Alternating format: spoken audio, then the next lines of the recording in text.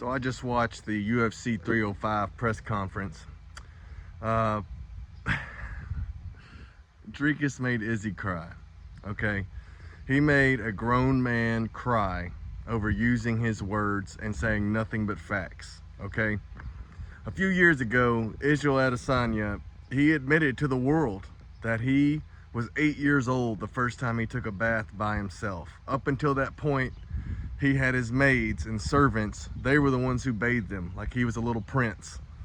And then when he found out all his friends, they don't have maids that bathe him, he all of a sudden wanted to take baths by himself at the age of 8 years old. So Izzy was 8 when he first learned to bathe by himself. That's a fact, according to him. He's either lying now or he's lying then, which it wouldn't surprise me because Izzy is a habitual liar. He loves to pretend like he had this, had such a rough childhood and had it so hard.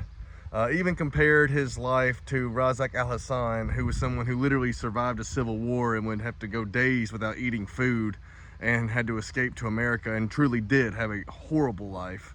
And I'm glad Razak made it out, and I'm glad he's successful today.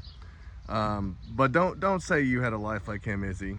You were born into a very wealthy family for that area, and you had servants, and then y'all moved to New Zealand and made even more money. And he even talks about his struggle when he was 23 years old, only making $40,000 a year.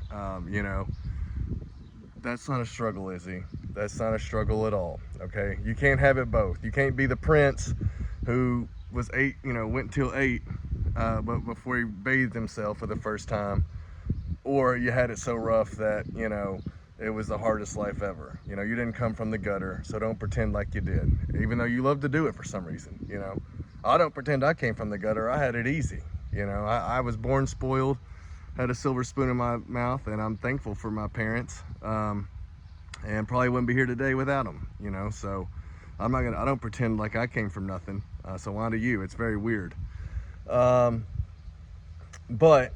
I find it hilarious that, Izzy, he's talking about Spike going back to Africa and spiking the football and even going to South Africa, and all it took was Dricus du Plessis saying, "Are you bringing your servants with you?" And he literally made a grown man cry.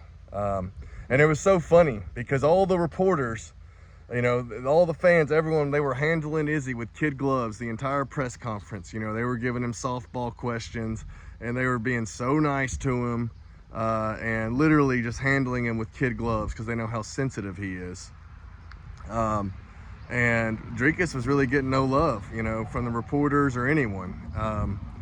And it's so funny because a year ago, this same Australian crowd, they supported Sean Strickland over Izzy. They're an interesting bunch. They supported Izzy over the real hometown hero, Rob Whittaker, who Izzy pointed out isn't a real Australian because he was born in New Zealand and then moved to Australia.